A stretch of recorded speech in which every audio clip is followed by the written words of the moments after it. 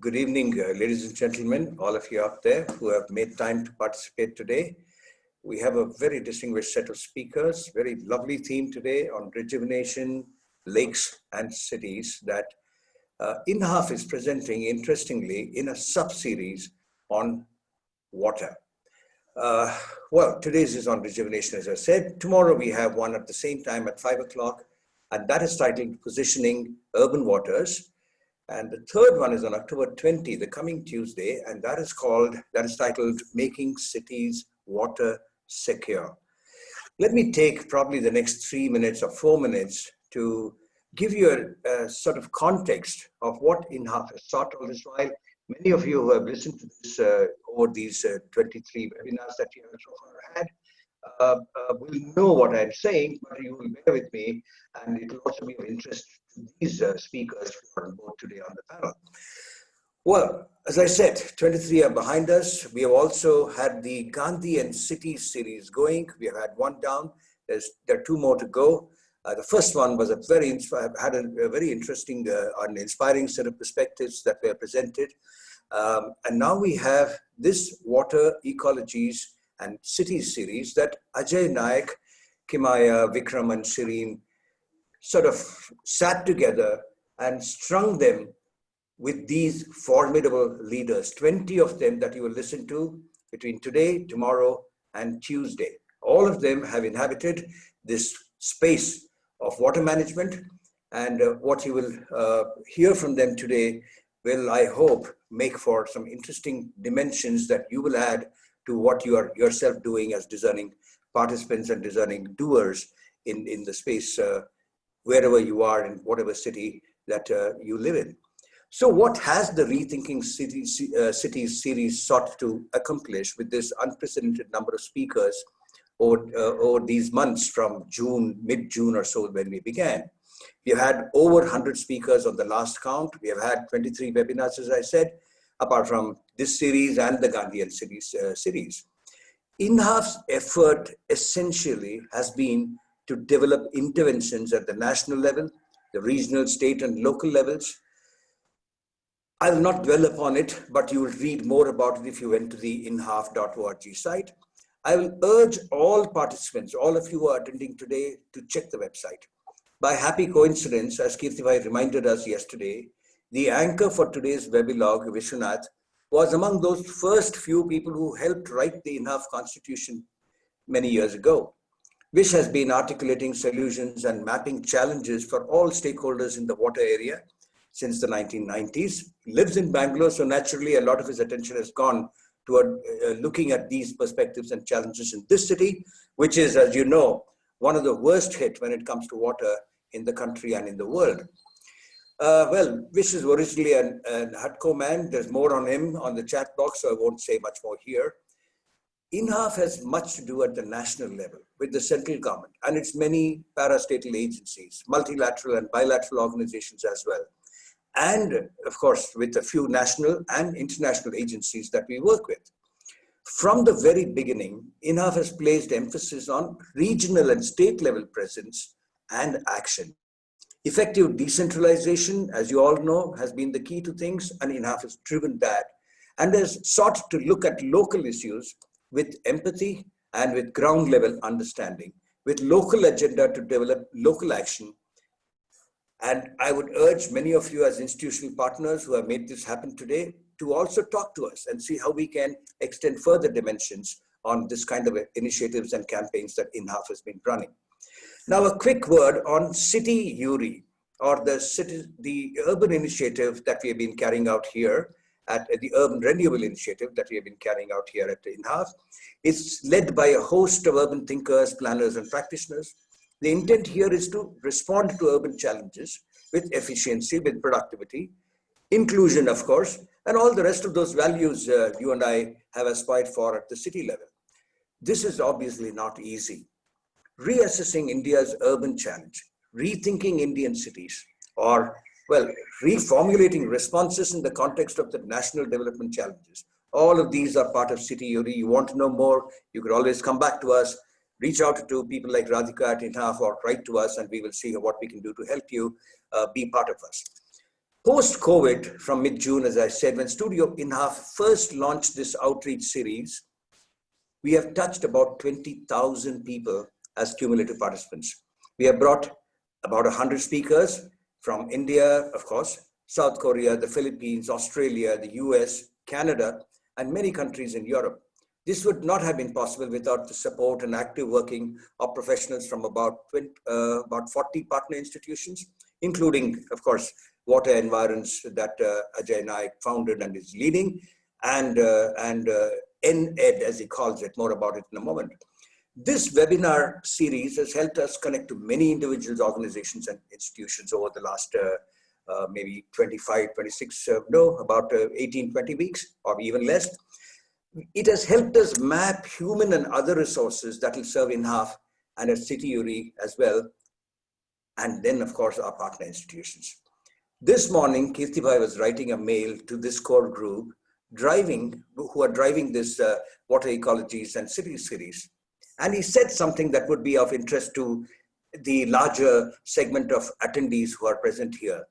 He said, it is not that we need a larger audience. Yes, we need discerning professionals to be participants who will extend frontiers for practical doing. This is also not about constituency building. It is about deepening the constituency if that can be done. This articulation at Studio INHAF on the Rethinking Cities series first, and then on these other sub-series that we're doing, has been very diverse, very rich. And this three-part series starting today, as I said, clearly adds depth as well as breadth. Kirtibhai also rightly added this morning that it is not for us at INHAF to assess what this webinar series is doing, because we are all in it for the purpose that it represents. The hope is that more younger people will carry it further as a legacy. It is not so much the subject itself that they should be carrying with them or identify themselves with. It is not the topics either. It is the value premise essentially. How do we battle these multiple facets of the challenge today that India faces? In such moments, many of us have wondered what Gandhi would have done to fire people's imagination. What were Gandhi's tools in carrying people along? Khadi and salt, well, were more than strategy in that sense, as Kirti was writing this morning. That was seeing a global battle in the local context, as he very nicely articulated. What are those tools we need today is a question you will all want to ponder over. I'll say that again. What are those tools we need today if we have to take these battles and see how we can get people to engage, involve, and do things about them? Ajay Nayak, who reported change many years ago as a journalist and editor, switched to working on bringing change and not just reporting such change. With educational environments and water environments, he's pushing the frontier and galvanizing community action. We'll hear from him on how far he has come on that crusade of his, which he started, I think, about 2.5 years ago when he first spoke to me about it. When he anchors the webinar tomorrow, perhaps, or maybe he will speak about it today. I will leave that to him.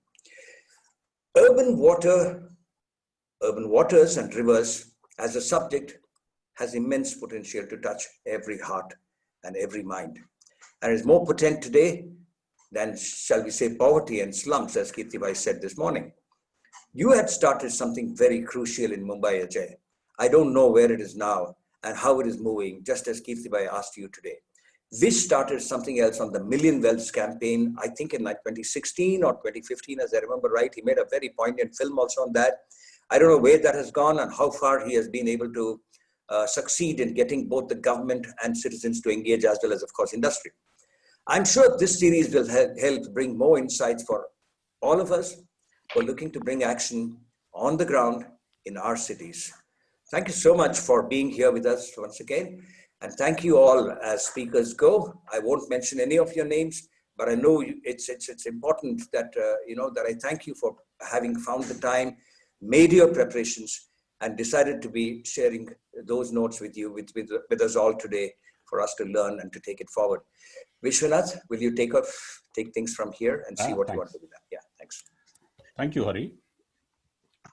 Thank you, Kirtibhai. Thank you, INHAF. It's a pleasure to be here amongst this nice bunch of speakers, as well as the audience here, on an issue which is sort of getting current traction all across India, the rejuvenation and restoration of urban water ecologies. It's also good to be part of the anchoring of a panel which is not a manner. We have eminent women here who are going to talk. We will have Dr. Prajakta Baste talking about the Godavari rejuvenation in Nasik at the headworks. Neha Sarvate will be talking about the Vishwamitri river in Vadodara. Shubha Ramchandran, a colleague of mine, will be talking about the water systems of Bengaluru, the hidden water systems like groundwater, for example, and Tarun Nanda, who will talk about the restoration of a water body in Delhi. So we are covering geographies here in this panel discussion today, which will be of interest. In the discussion that I had with the organizers before, one felt the missing link, which was the northeast of India. And somehow we'll have to start to find a place for the east and the northeast much more in our panel discussions as things go along, to be inclusive of the great Indian geography that we occupy. I know it's a tough ask, but then somewhere along the line, this attention will have to be paid. The rejuvenation and restoration of urban water ecologies is what you would call a complex, wicked problem in terms of design. These problems have arisen in a capitalist consumerist society over decades. And it's now that India, in a true sense, is waking up. Civil society actors have taken the issue to courts, and the National Green Tribunal, for example, or the high courts in many states, and the Supreme Court has been very amenable to listening to see how the situation can be remedied. But what's the sort of history which has caused this problem? I mean, just a brief touch on the history. The piped water supply and sewerage systems, which came to many of our larger cities, itself became a problem. It gave us the waters, but it distanced us from our immediate surrounding water and water systems and ecological systems. We now stopped to see where our water actually comes from, what we were doing with the local lakes, rivers, streams, and tanks, and everything. And the wastewater simply just flowed away and started to make a mess of all of this. Water in urban areas, in urban Indias, has been largely a British construct in the way we have addressed it in the present and in the immediate past. The public health concern has come from cholera, plague, and malaria, to name three big diseases, which have sort of driven the way we've tried to see water in urban areas and to see how people's health can be protected. It's therefore, for example, in Bangalore, it was the plague which caused the underground sewerage network to start to be put in place. It was malaria which caused the closing of a lot of lakes, what we call tanks in Bangalore. A lot of the lakes were closed because these were seen as breeding grounds for the vector, which is obviously the mosquito. And those tanks and lakes were already starting to receive wastewater, which was getting uncollected and accumulating there, and therefore it had ecological consequences on water. So sometimes public health risks seems to be in conflict with the ecology in the immediate future in the way we start to address it. One of the things that one has found as an experience when dealing with water, wastewater, and urban water ecologies is how impactful it is on the poor. It still continues to be the low-income area and the poorer areas who face the brunt of water shortages, bad sanitation, but also floods, but also droughts, also the risks associated with all of it. We saw in Hyderabad what 200 millimeter rainfall did just 2 days back. In fact, just yesterday also. This kind of severe impacts which are starting to hit our urban areas is now bringing us to the point to realize that why have we not been inclusive in our master plans and our land use plans, in our city planning, to make space for water, because otherwise water makes space for itself. And then you see the consequences, which are livelihood disastrous, economically disastrous, but also take lives, right? And then consistently does that. Name any urban city in India, be it the big ones like Hyderabad, Chennai, Delhi, Gurgaon, or even the smaller ones, Madurai, Coimbatore, Sholapur, Gulbarga, Bijapur, many of the smaller towns. It is immaterial of the city size, but water is now trying to find a place for itself, and the cities are finding that they're not in a position to accommodate water and water ecologies. What are these water ecologies we are talking about? Some of them are wetlands, mangroves, for example, in Mumbai, floodplains like the Yamuna in Delhi, groundwater in terms of wells and step wells we have in Jodhpur, Jaisalmer, in Delhi, in many places. Rivers, large cities are next to rivers. Rivers were the cradles of civilization. Cities are the graveyard of rivers. That's the kind of construct that we've created. Streams, but also smaller ones, like what we call here keres and kuntes in Kannada, small water bodies which are meant for cattle, for animals. These smaller ones are even completely forgotten. A good friend of mine, Mohit Rao, just recently wrote an article as to how we've forgotten the small water bodies, the small ponds in our city of Bangalore. So these are some of the water ecologies we're sort of disremembering, we're forgetting, and we have to bring that up back on the template of discussion from a social perspective. What does it mean to restore water ecologies for the poor, for the marginalized? How then does the city start to accommodate these water ecologies for the poor, right? And that's quite crucial. Some of the design responses in the recent past have also treated this more as recreational spaces, and there is a threat of an elite capture or a middle class capture of the dreams of water body restorations. And we have to be aware of that, because water bodies are also very strongly linked to social livelihoods. Grass cutters in my city benefit the most if lakes are restored, because they take the grass for their cattle. But are the grass cutters included as part of the design of the restoration of a lake is a question we ask ourselves. Or the fishermen, my colleague Shubha will talk a bit more about this, but a fisherman makes, and a lot of fishermen cooperatives make a livelihood out of restored waters. But are these waters imagined as these places of livelihood for fishermen, grass cutters, others, or is it imagined as a recreational space for the rich? That's something that we'll have to come to look at. So these are complex, wicked questions, and as an anchor, it's not my job to be starting to preach about it, but just to highlight some of the ideas and to look forward to the panel discussion that will emerge. I will remind you, please, if you have any questions, put them in the Q&A box. Don't put them in the chat section. Please put them in the Q&A box, which you can see below. And if it's possible, try and address it to one of the panelists so that it makes it easier to ask her when to answer. So please do that. The chat box can be used for interaction with all the panelists, but also amongst yourselves. So I'd advise you to use the chat box as frequently as possible, because it will remain as a memory for us, and then we can take it up in future also as to the points of discussion that emerged as part of this conversation. So without further ado, and each speaker has 15 minutes, we are starting with Dr. Prajakta Baste, then we will go to Neha Sarvate, Shubha Ramchandran will be third, and Tarun will go last. Each speaker has 15 minutes to make their point, their discussion, and I look forward to their presentation. And it's over to you, Prajakta, Dr. Prajakta, for your presentation now. Thank you, Vishwanath sir.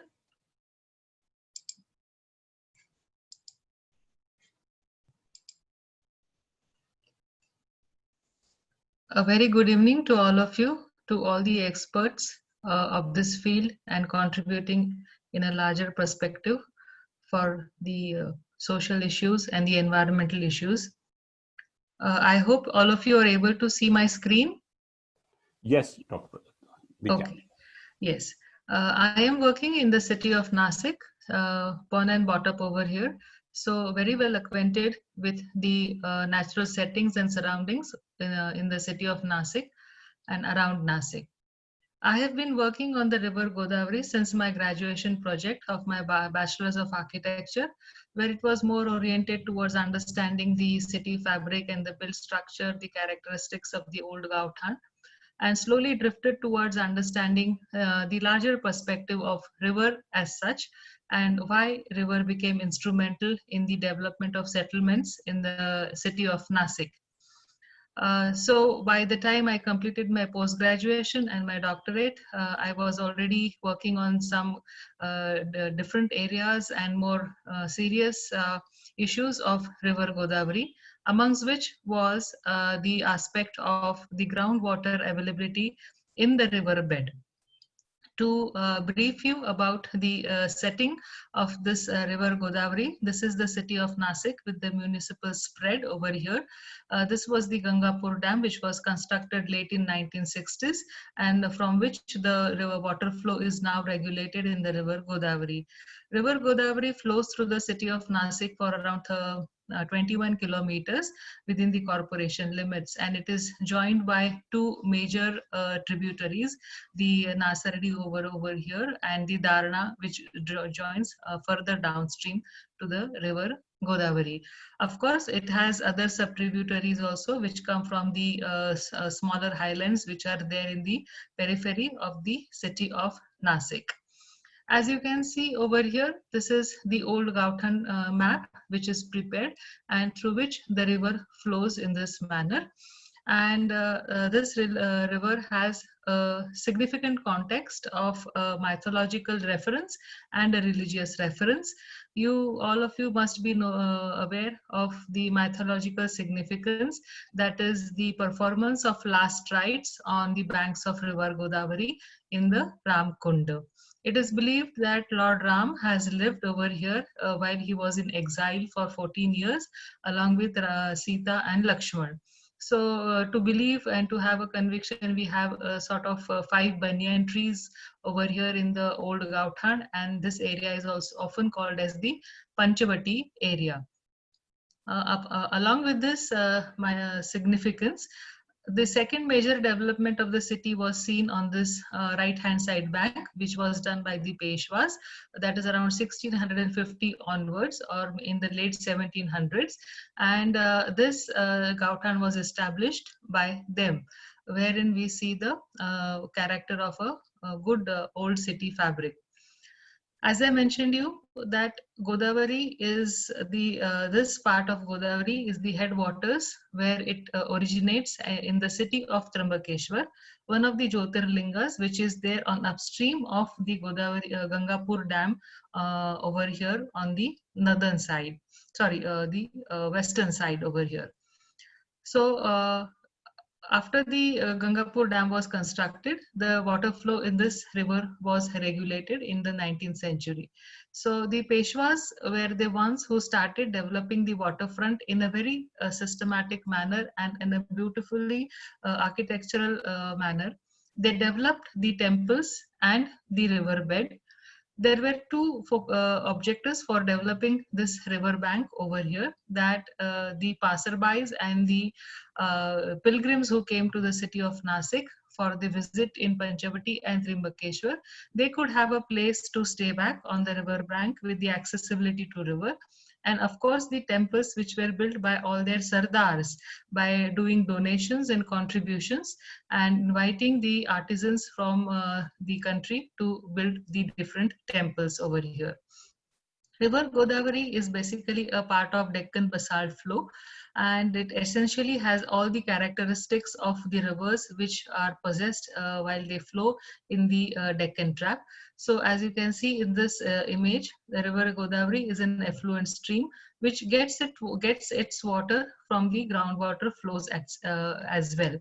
It is not a perennial river. It is a rainfall-fed river and often has good water levels from the month of July, August, and September. And from the month of October and November, it starts drying, and then the water comes into this bed at the lowermost point over here from the groundwater that is there from the surrounding areas. So the construction of the ghats and the kunds was done by the Peshwas over here, who were there in Nasik for around 100 years over here.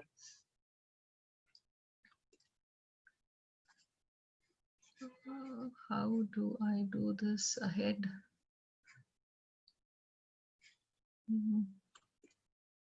Yes. So here is a small brief about the construction of the kunds that has happened over here historically, as I mentioned, by the different sardars of the Peshwas who ruled over here in Nasik, and these are the dimensions. So the overall stretch, which starts from over here, from the Dhanushya Kunda, from the Lakshman Kunda, and goes this way. The river traverses through these kunds, and the water flows through these kunds over here till the end of the 16th kunda. The overall length of this ghat development, or the traditional development, is around 1.2 kilometers.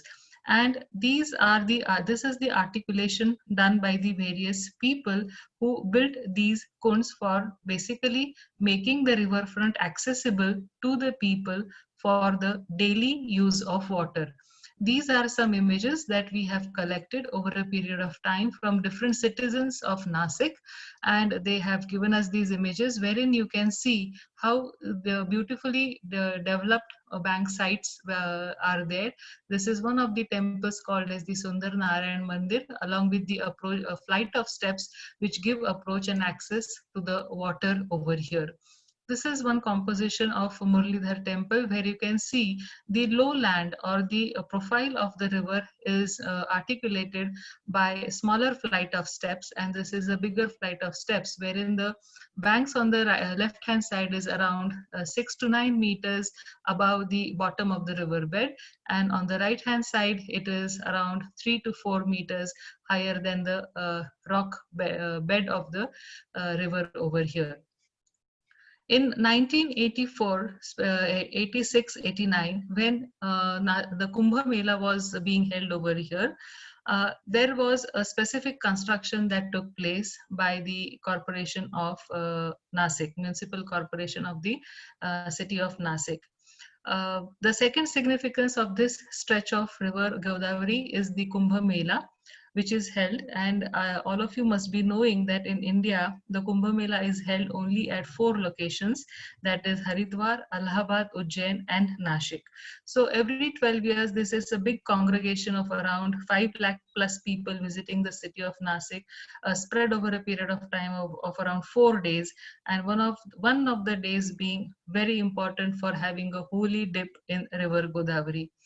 So in 1986, when this occasion of Kumbh Mela was here, to increase the accessibility of people to the water in the river Godavari, and to correct or to rebuild the steps or the platforms over here on the natural rock strata, wherein the ghats were built in this manner, the bed was concretized, or there were steps and the banks were developed by pouring RCC concrete over here on both the banks.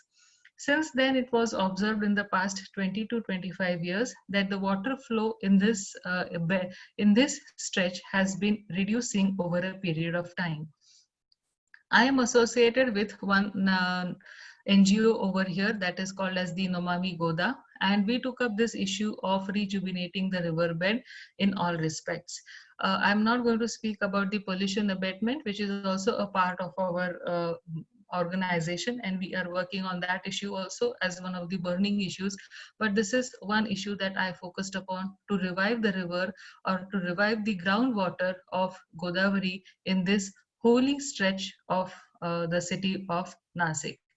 As you can see, the effects of concretizing the cones or the riverbed was that it blocked the natural inflow of groundwater in the riverbed, and it reduced the depth of the cone. This resulted in the spread of water whenever now the river is flooded in the month of July or August. The spread of water goes and it ingresses into the old Gauthan as well. So in 2016 and 17, I took up a small study to see the existence of groundwater in the surrounding areas of the holy stretch. Here is one nice bridge that was constructed by the British people over here in Nasik. Now it is 100 years old, and we have parallelly constructed a new bridge now, because this is not enough to carry the vehicular traffic. So from this Victoria Bridge, that is, it is called conventionally, to the Gadge Maharaj Bridge over here, this is identified as the religious stretch in which the Ram Kunda is over here, and then the following kunds are over here, as I showed you in the previous map on the previous slide. So we started studying the wells over here in the surrounding areas on the left hand side bank and on the right hand side bank. we studied the groundwater flow over here in 25 wells, 9 and around 9 over here. There are a few more as well. And we found that the water was available in these wells over a time of 24 hours. That is, the wells were able to recoup the groundwater within 24 hours. And once you started using the groundwater, it was in the quantity of around 5,000 liters to 10,000 liters that the water was available for use by people who were living in the vadas or the old buildings over here. Secondly, we studied, did a study in the actual river bed where the original surface of the rock was covered by the concrete. So we dug upon the concrete at some points. Here you can see that the RCC is over here, the reinforcement is seen, and we dug a small hole in one of the cones, and we found that the groundwater was still flowing below the concrete wherever there were probable gaps. This is one location over here, which is over here below the Ram Setu, where at this point of time also in the month of May, you are able to get 10 liters of water in a minute if you are going to take water over here. Similarly, there's one Vada over here, one of our colleagues, Shri Devang Bhai, who actually filed a case to restore the groundwater flow and to deconcretize this bed.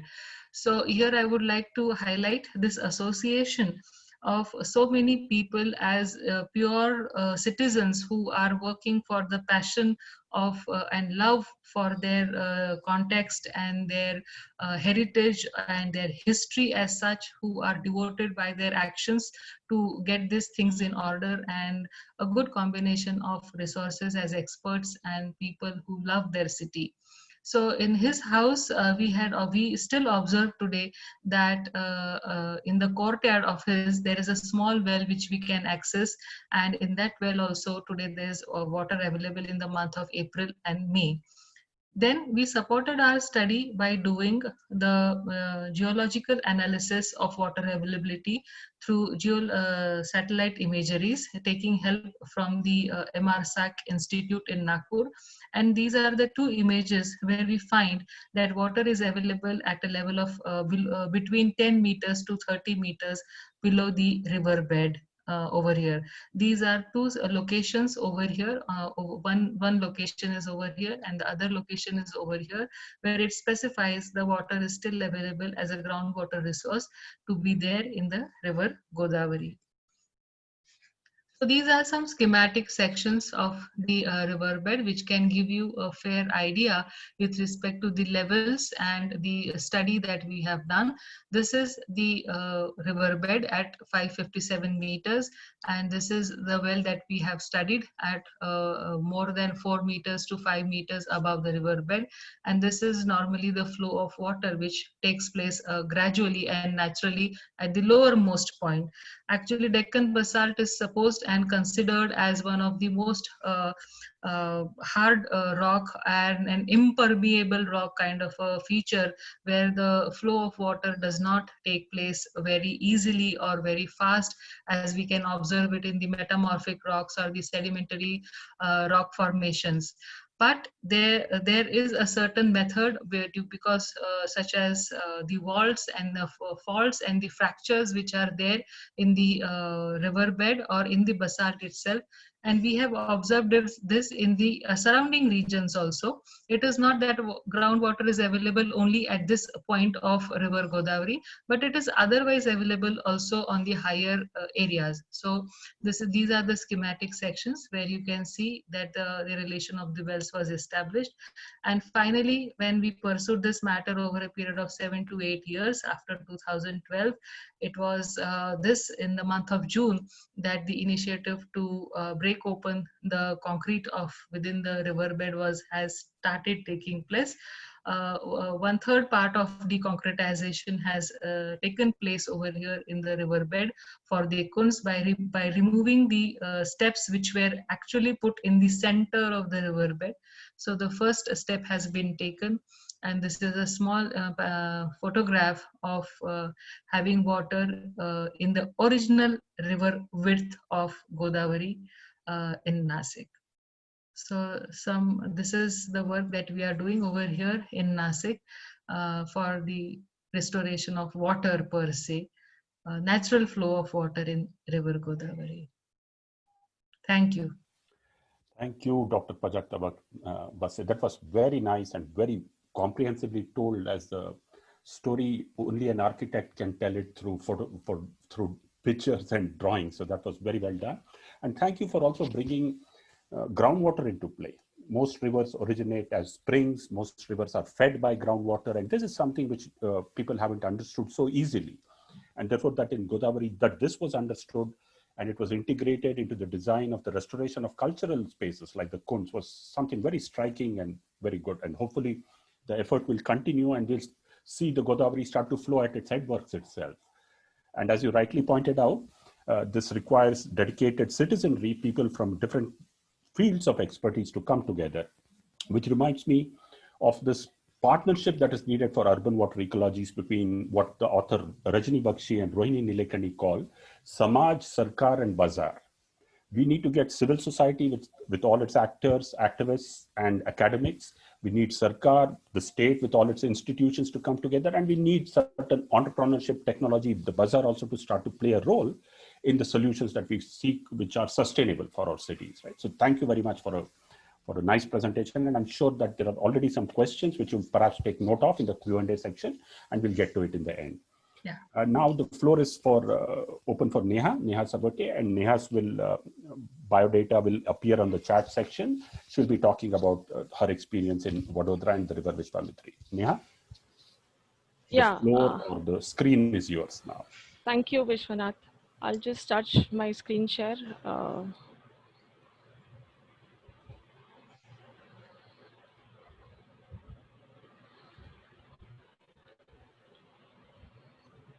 One second, I'm having some problem. Not an issue, take it easy.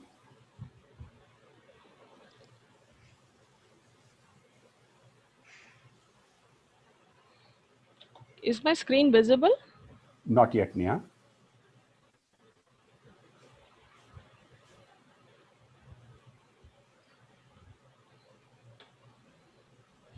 Radhika, do we have the slides? Yeah. No, it's not. It's come now. Okay. Okay, thank you. It's full screen. Yeah. Thank you. Yeah, you're very... Yeah, good evening all, and thank you for giving us an opportunity to represent the Vishwamitri in Vadodara. And I'm going to discuss a narrative towards our efforts towards the river revival and restoration, and how we've been able to combat the riverfront development project that was to happen to Vadodara. My acknowledgements to INHAF and Water Environments and our voluntary team of local experts and concerned citizens whom I'm representing today. A brief, I know this sounds like a lecture, but it's important to understand the role of a river. We take the river system for granted, and we don't normally acknowledge and appreciate the functions and the services it provides us unless and until we've lost it. So a river is a system in itself, and it consists of the structure. It has a structure and it performs certain functions. The structure is made up of abiotic and biotic components. Normally, when we talk of a river, we only talk of the main channel of water, and we seldom ignore the biotic and the abiotic components that perform certain functions in an interdependent manner to give us, the services it does, and to it give us the feel of the river that it does. So a river also comprises of riparian edges, oxbows, ponds, wetlands is a major part of a river system where the topography is relatively flat. Meanders is an important component in rich, old, matured river systems. And ravines are also important as they are natural water absorbers of excessive water inundation. Giving a brief snapshot of Vadodara is as a city. Vadodara Vishwamitri River has a very rich watershed. It's the cultural capital and a rich habitat for multiple plant and animal species, out of which the famous or the infamously famous mugger crocodile as the wildlife habitat, which lives in the urban area of the city, of the watershed. Vishwamitri River used to be a perennial river once upon a time before the Gaikwads, and after the Gaikwads constructed the dams, the Ajwa Dam and the the Pratapnagar Dam, the Pratappura Dam, sorry, and which to supply the for the water to the city, which essentially led to Vishwamitri becoming into an ephemeral river or a seasonal river. A lot of interventions in Vadodara with the river have been done in the name of beautification or cleaning to accommodate the floods, the inundation water, pre-monsoon and post-monsoon. And in this process, we have actually killed the river ecology.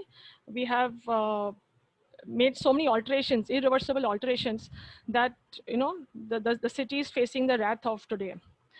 So there have been a few initiatives for the river since 1998 uh, from the citizens and the authorities, be it the state or the local municipal authorities. But the landmark year was 2014 when the Vishwamitri Riverfront Development Project was proposed.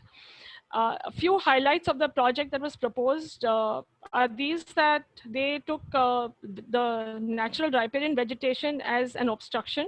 So they wanted to remove that and build the diaphragm walls that were proposed to be 16 meters deep, and which would have essentially cut off the entire lateral surface flow, which Prajakta ma'am has so well explained.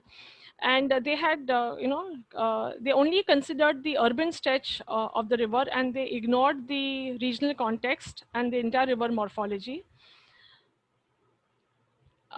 They also had a lot of hard engineering approach, where they did immense cut and fill, where they constructed the sewer interception channels, and they did not look at the the habitat for the crocodiles and the other wildlife animals that live within the city. Pretty much it was on the lines of the Sabarmati Riverfront Development Project, and because the morphology of Vishwamitri is very different than that of Sabarmati, few citizens, experts from diverse fields, right from architects, planners, landscape architects, ecologists, zoologists, botanists, uh, geologists, we all got together and we tried to talk to the authorities to make sense, to see what is best feasible and suitable for Vishwamitri. So this is our process. I call it Sangharsh. Right from 14 to where we are right now. The top arrows show the different notices. We also went the NGT way. We also did a lot of advocacy. We also did a lot of awareness rallies. We did communication with the authorities, with the consultants, and this is a few slides of the process that I want to show you what it takes to come where we are. Because at some point we persuaded the local authorities to withdraw the project because they probably saw sense in what we were doing from an scientific academic way, and also from the NGT pressure. We had a lot of meetings. We did a lot of consultations with the authorities. Amongst ourselves, we met a lot, but the authorities or the developers, so to say, kept on. And the images on top over here show that they're actually dumping into the river. They're trying to make a pathway in the riverbed.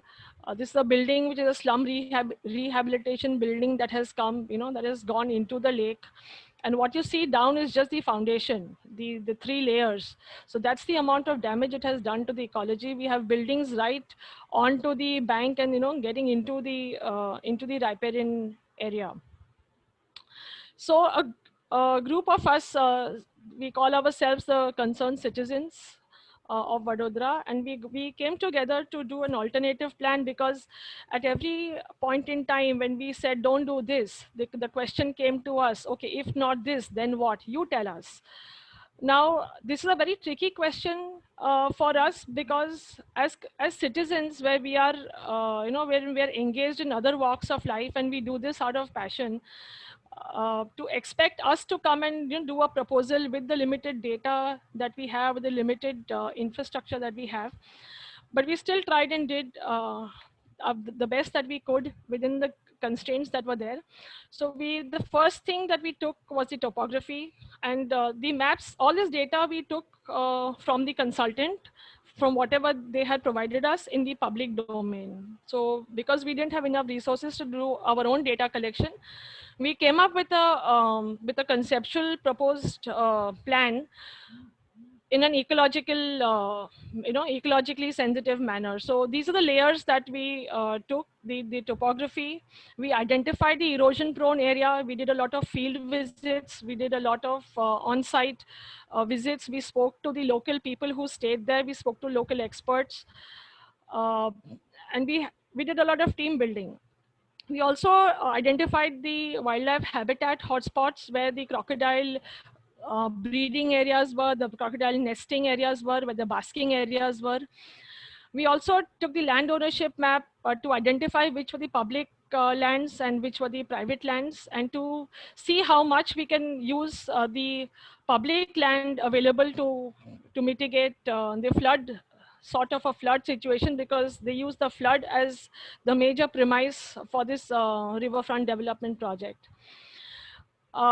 And we did our low-lying areas analysis, and we came up with a proposed overlay, and we could show that it is possible to mitigate the floods using the existing ravines if we can design it and plan it in a better manner. So while doing this whole process, these were the few barriers we identified where there was the river was not delineated. What were the lateral extents, and was it just the river? The existing cadastral maps and the land, the land revenue maps do not take into consideration wetlands or the tributaries or the waterways, which are known as kas in Gujarat. They are the natural storm waterways that drain water from the surrounding areas. Because Baroda, has a very mild topography, we don't have a lot of slope for the water, so the water tends to meander and accumulate. Also, the geology of the Vishwamitri watershed is such that on one hand we do have soils that are permeable, but on the other hand we have a lot of impermeable soils, and hence we have a lot of wetlands in our city. We didn't have access to adequate scientific data. Whatever we had was through the MSU departments, because a lot of us are faculties. So through our research, through our studios, whatever we had done, we gathered all of that know-how and knowledge, and we put together this thing. We experienced a lot of opposition or restraint in terms of cooperation from the concerned authorities, because it became an ego war at some point.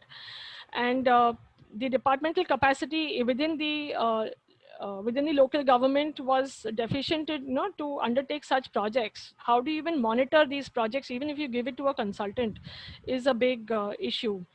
And of course, because like I said before, that we are busy engaged as our primary occupation in either academics or in consultancy or as professionals, we lacked the infrastructure and finances to come up with an alternative, a very hardcore alternative. But at the same time, we also realized, and we tried to communicate, that we need to look at the watershed approach and not just the river stretch within the urban area or the city. We need to delineate the river system and its components in entirety. Each river system is unique. It has unique characteristics, and we need to respect that. So it's not like one size fits all, and we need to, have tailor-made solutions. Multi and interdisciplinary approach is very vital, and it's possible within our short span of collaborative work. We have realized and we could prove that it is very much important. It was a huge learning process for all of us, and there needs to be effective participatory planning and implementation.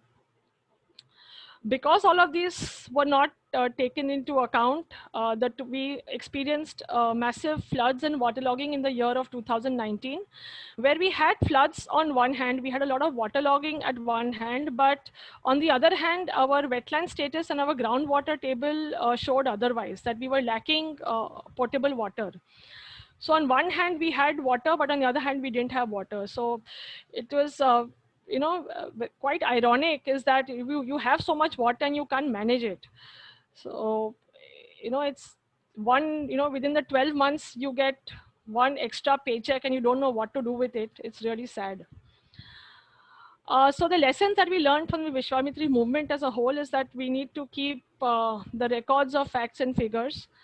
Experts, professionals, and academia must take the lead and collaborate, like what Vishwanath just said earlier. Continuous dialogue is very important with the authorities and decision makers. Dialogue with all aspects, formal and informal dialogues.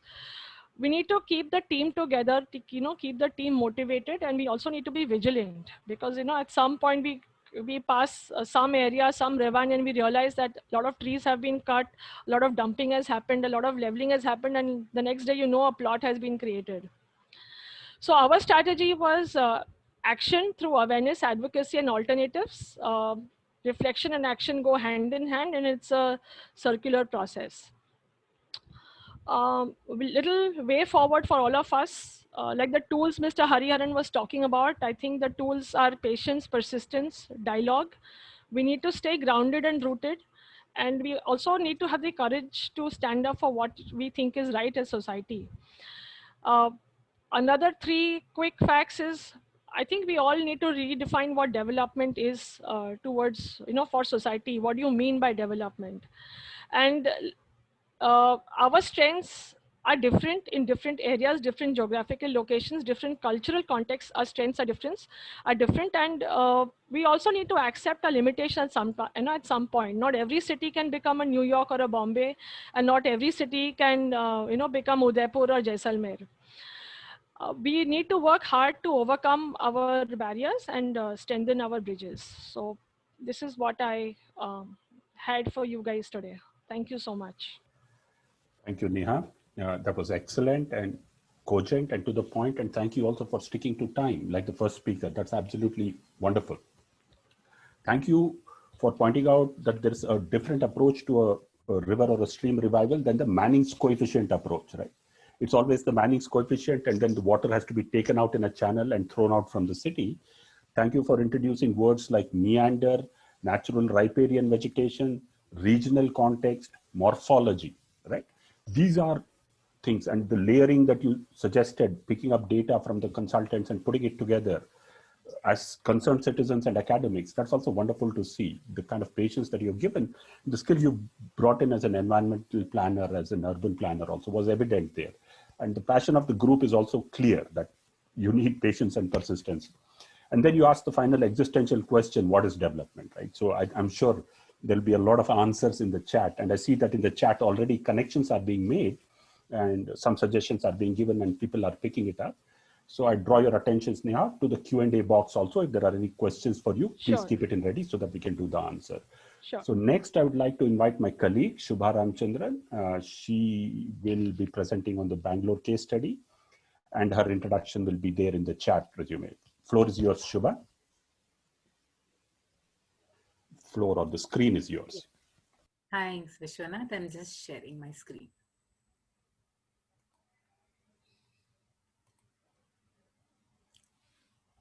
Yeah, is the screen visible? Yes. Yeah. Hi, so everybody, I'm Shubha with the Biome Environmental Trust. We've been working in Bangalore over the last 20 years, trying to see how the city can manage its water ecology better. So I'll today be covering two aspects. One is about the invisible part of the water that we don't see a whole lot of and we don't know much about either. So that's groundwater and what is it that can be done for that.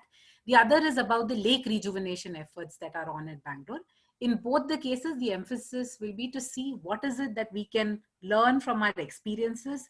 And yeah, so that's the emphasis. So like Neha spoke, Bangalore is also a city that floods when it rains, receives 970 millimeters of rain through the year, 6 to 8 months of the year. Nevertheless, we bring water from the river Kaveri, which flows about 100 kilometers away from Bangalore, about 500 meters below the elevation of Bangalore, and water is pumped to the city at a great cost. So on one hand, we flood, and the other hand, in summer, we are short of water. And if we step back and see what really, amongst the various reasons, and what I shall emphasize on today is how did we kind of get here and has it always been like this? So on one hand, while it is true that the water demand of the city has increased and the city has grown very quickly, what has also happened is that over a period of time, as piped water started to come into the city, we forgot our wells, our lakes, our shallow aquifer itself. So much so that now in Bangalore, if you were to tell a lot of people that water can be available at 10, 20, 30 feet below ground level, they would not believe you. The general assumption is you have to go 1,000 feet into deep rock. The deepest bore wells go as deep as 2,000 feet, and that's where the water is available. So that really is what has happened, that not only have the wells and lakes been either encroached upon, filled, forgot, but more importantly, they've been forgotten altogether. And that's what the first part of the presentation is going to be about. How do we even tell people about groundwater? How much of it is being extracted? How do we maintain and manage it? So if we look at the city of Bangalore, and that this is a large part of the work that we do at Biome Trust, is that if you look at the entire city of Bangalore and see that we receive 970 millimeters of rain, the city requires about 1,500 million liters of water on a daily basis for about a 1 crore population. And out of this, the water that comes from the Kaveri, there is supplemental extraction from groundwater to the tune of about 600 million liters every day. So that's the kind of groundwater extraction that happens from the deeper bore wells that are going into the hard rock aquifer and bringing water.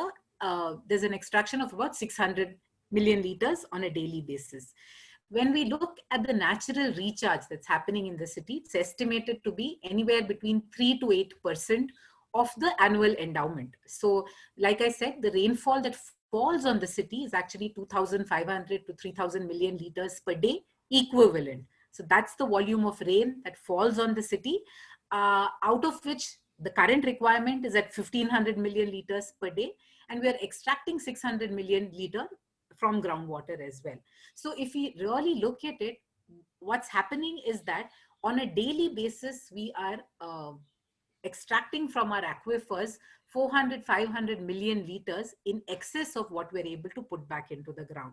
So there is a dire need to be putting back into the aquifer to understand that there exists an aquifer, at what levels does it exist, and how do we really recharge and replenish the aquifer. As a byproduct of this, we also see that it drastically reduces flooding. So very simply put, this is all that we need to do. Dig recharge wells. These are structures that go 20, 30 feet into the ground. What we see, if we look at this, and a reason to understand the geology of the city itself, what we see on top for about 10, 15 feet below ground level is a kind of zone where the water that percolates into the ground is often lost to evapotranspiration. Below that is where we have the shallow aquifer extending in large places up to 100 feet below ground level. And below that, what we see in the darker gray is the deeper aquifer. And that's where groundwater is extracted from the bore wells.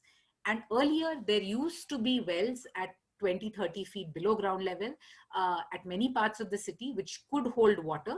There is a reason to revive this shallow aquifer overall, bring back the shallow aquifer to life, and in the process also revive the deep aquifer. How do we go about with it? this is also part of the policy in Bangalore, where every home or every campus has to do rainwater harvesting. Right now, the regulations specify that for every square meter of rooftop, we need to do 60 liters of storage or recharge. And for every square meter of paved area, we need to do 30 liters of storage or recharge structures. So this is how the recharge wells are made. They can be located in various places. Very simply, the process is that the soil is excavated to the required depth, where we hit a layer where the percolation will be faster. And that, as you can see in this image, subsequently rings that are easily available are placed one on top of the other. The rings are lowered into the well, and the surrounding area is the annular space between the rings and the soil is then filled up with aggregates to provide structural stability to the well, and the well is covered from on top with a grill or a slab for security. And we have seen now over a period of time that this really works. This is a community called Rainbow Drive in the southeast of Bangalore, which is on 36 acres of land. They now have over 300 recharge wells. And with continuous recharge, what has happened is that the groundwater table, the borewells that are yielding, about 10 years ago, a lot of their borewells had started to go dry. But with continuous and consolidated groundwater recharge done with over 250 recharge wells has ensured that water table is now available at 360 feet below ground level.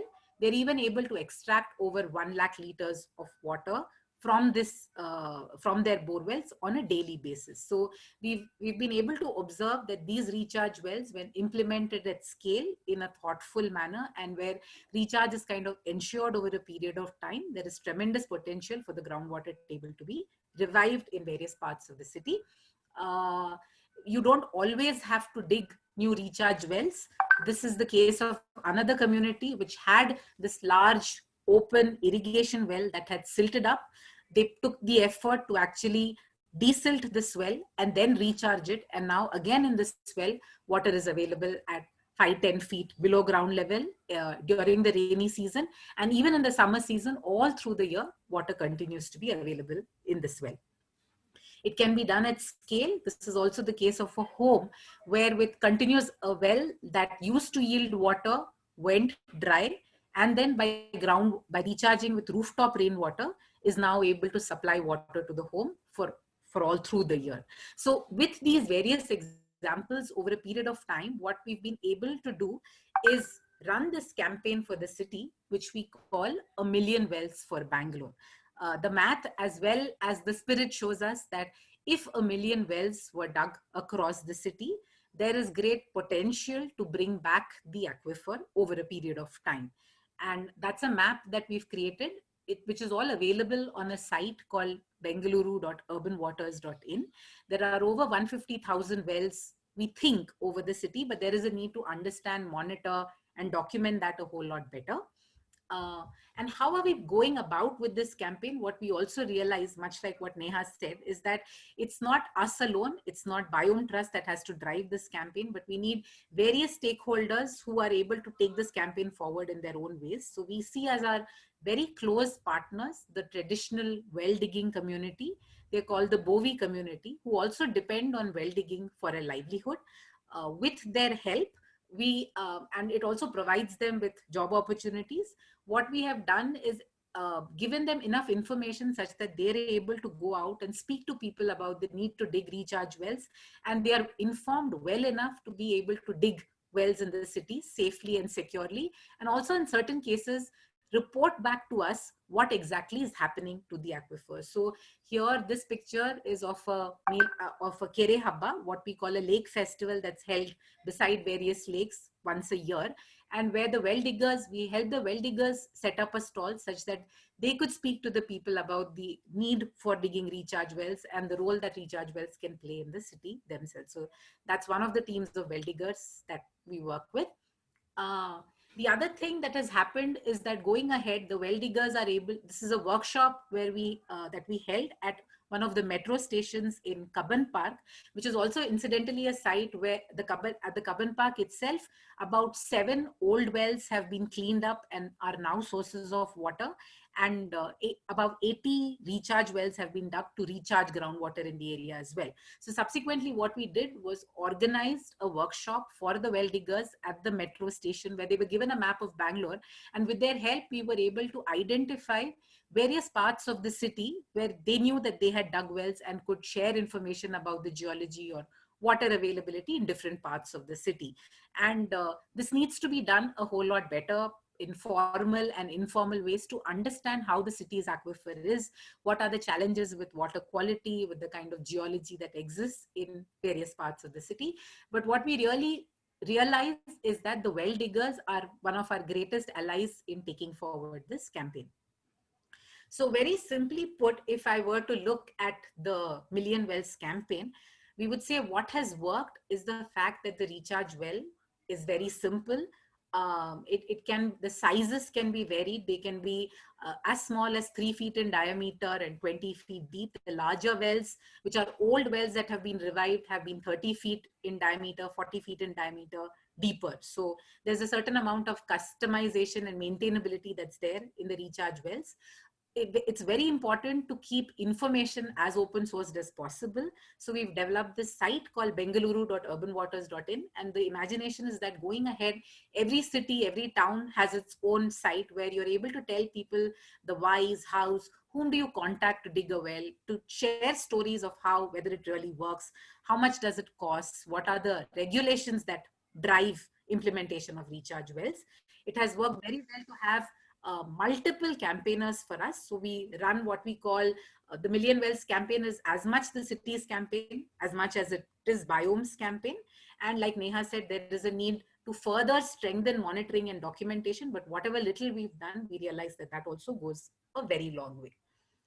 So that's about groundwater and what's invisible and how to make it visible. Very quickly, also about urban lake rejuvenation. That's been going on over, say, about 10, 12 years is when the Bangalore lake rejuvenation has picked up steam, going from encroached spaces or in very many cases where the lakes are filled with wastewater. The example that often stands out is one of Jakur Lake, which is on 150 acres. The lake has the wastewater before entering the lake is actually passes through an STP. It's then let into a wetland, and from the wetland, it flows into the lake, the main water body itself. So that's an image that shows to you the STP, the wetland, and the lake. And like Vishwanath mentioned, very often the key stakeholders are the fishermen, because they are very interested in the water quality of the lake. And so it's important to include them in our conversations to see how the lakes can be rejuvenated. And the role of the community, of the people who walk around the lake or are bird watchers and play various activities around the lake. So when we are able to ensure that all these groups come together, there is tremendous value in that. So again, very quickly, the functions of the lake, which often come at odds with each other, and which is what the community needs to come together.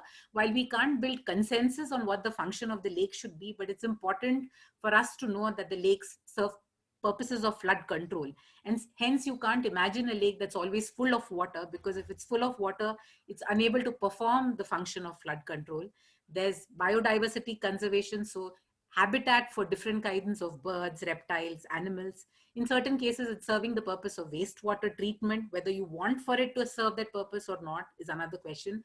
And then there are grass cutters, fishermen, there are religious purposes. And in a city, these are very small lung spaces that are available. So how do we make sure that all stakeholders come together, arrive at their common vision of the lake, which is not easy, which is quite tricky.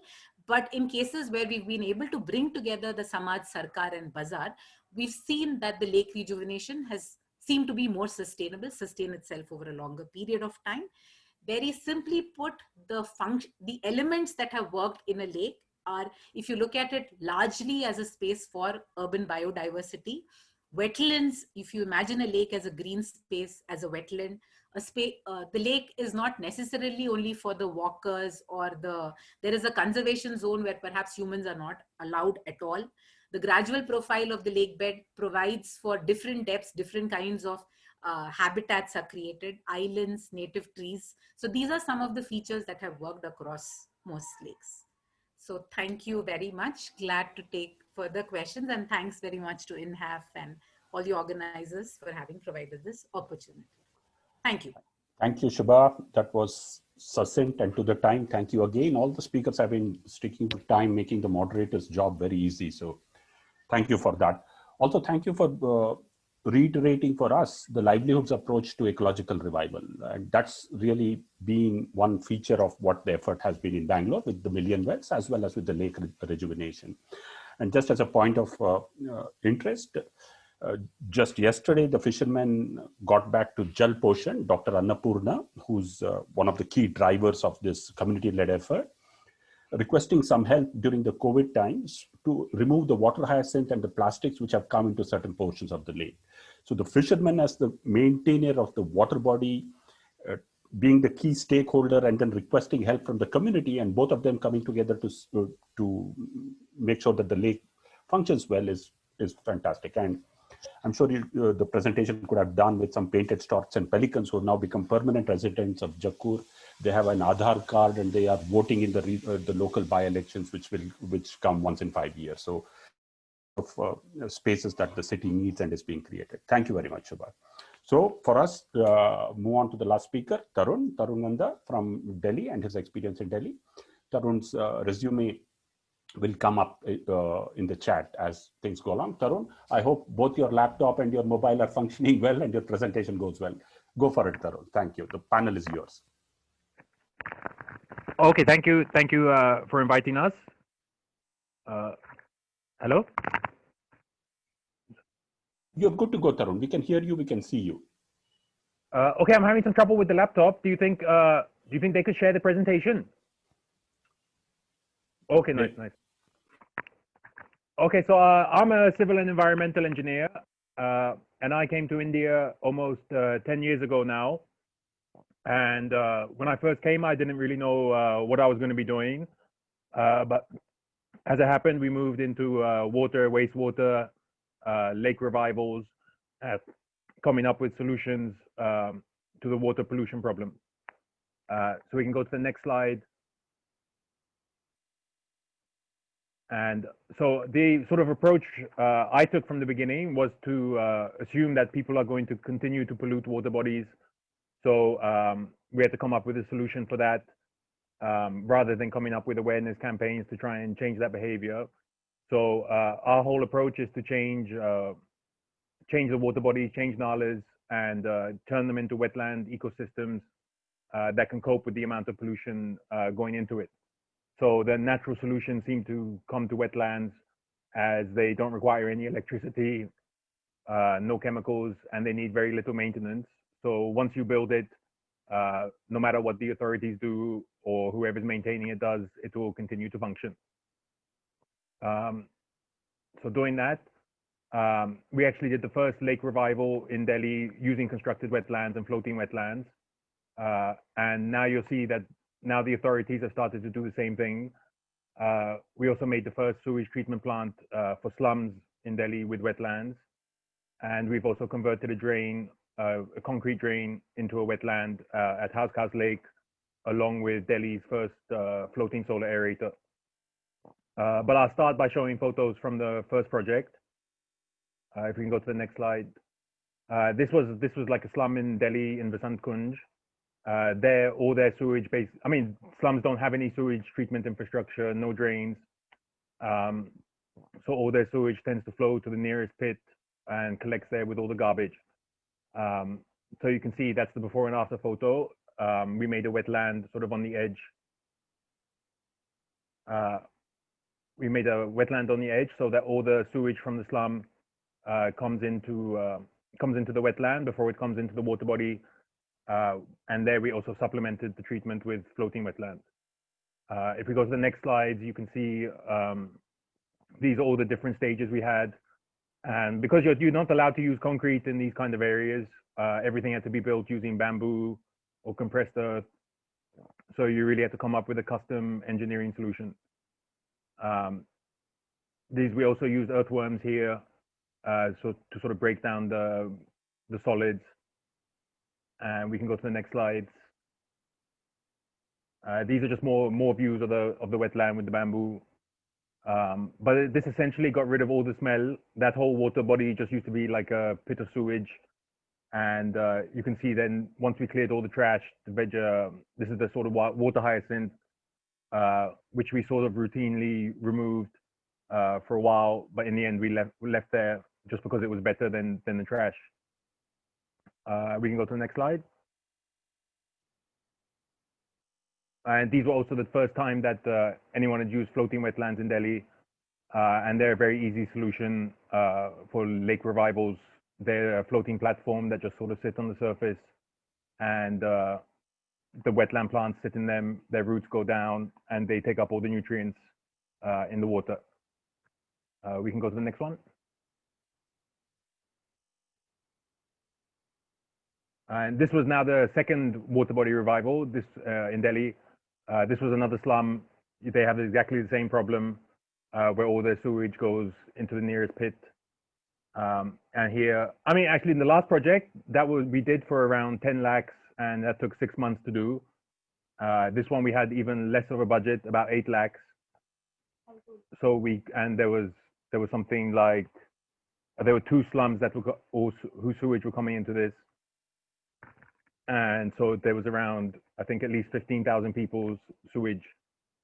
So here we had very less budget, so we couldn't use a lined, we couldn't do any lining of the drain. But if we go to the next slide, you can see the drains. Oh, this is the sewage flowing all over the garbage, along with pigs and people who go to the toilet here. So the smell was pretty atrocious. We can go to the next slide. So here, because we couldn't do any lining of the channels, we just had to cut some ditches in. But even with just this alone, this sort of solved all the flooding problems they were having when the rains came. So even during halfway through the construction, all the residents were pretty happy because just having these bigger drains solved the flooding problem. And this is sort of a step down, different levels of the drain with different stages of treatment. And if we go to the next slide, then these drains get filled up with different types of media, and the water flows underneath. And we can keep going. This was the planting on top. These are the floating wetlands. So all these projects were done with local NGOs, and the first one was funded by WaterAid, and USAID was funded this one. That tends to be the easiest way to do anything innovative in this space, because it's very hard for the government to do something like this. So if you want to innovate, you're going to have to raise the funding from these type of donor organizations. At this point, we hadn't started yet the citizen engagement like we did with House Cows Lake, but these are just the floating islands. We changed the model because vandalism is a big problem in Delhi. So these are much more vandal resistant. And if we go to the next slide, you can see them all floating. So this was after 1 month. This is like an example of hydroponics. And if we go to the next slide, you'll be able to see the growth. And that's just after 2 months. So all that plant growth has come from nutrients in the water because there's no soil on the floating islands. And if we go to the next slide, that'd be after the winter. So you can see they keep growing. And I think this was the largest in Delhi, largest floating island array in Delhi at the time. And we can go to the next slide. So now House Cows Lake is a big project. The lake itself is 15 acres and is fed entirely by sewage, like a mix of raw sewage and partially treated sewage. And so you can see this results in a very thick, slimy sort of algae on the surface. There's another shot of before, if we go to the next slide. And the smell around the lake used to be terrible. It used to be like rotting eggs all the way around, and people used to cover their faces with handkerchiefs. So we had an idea of how to solve this just by using the existing channels that were there, because essentially there was no water treatment infrastructure at all. So we got permission from the DDA, and we're working closely with them to sort of improve the management of the lake and to treat the water that's coming in. So if we go to the next slide. So these are what these corners look like now, or this photos were actually taken last year. We can keep going. And this was on the other side of the lake. Yeah, we can keep going. So this is what the inlet used to look like. It was basically just a concrete drain. The water used to stagnate in there too when the valve was off. So because we have to raise the funding all ourselves, we took advantage of these existing drains, so we wouldn't have to do any heavy civil works. And if we go to the next slide, you can see how we've converted this to a wetland.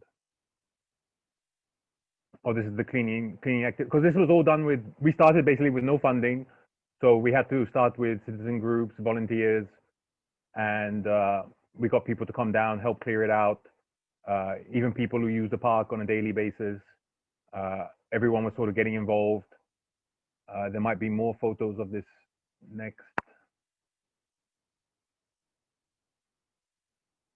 So these are more of the volunteers. This was all the garbage that was left at the bottom of the lake, bottom of that channel. And if we go to the next slide, you can sort of see what the final result is.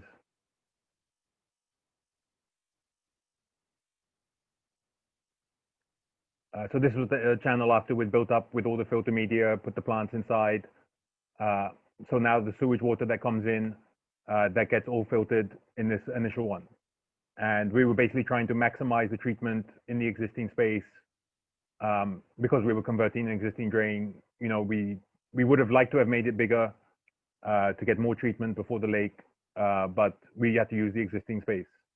But all in all, this itself cost under 10 lakhs just to convert that drain. And like the results now are permanent. Like we hardly have to do any maintenance. And now these plants are like maybe 10 feet tall, very bushy. Even during the lockdown, we didn't have to do anything.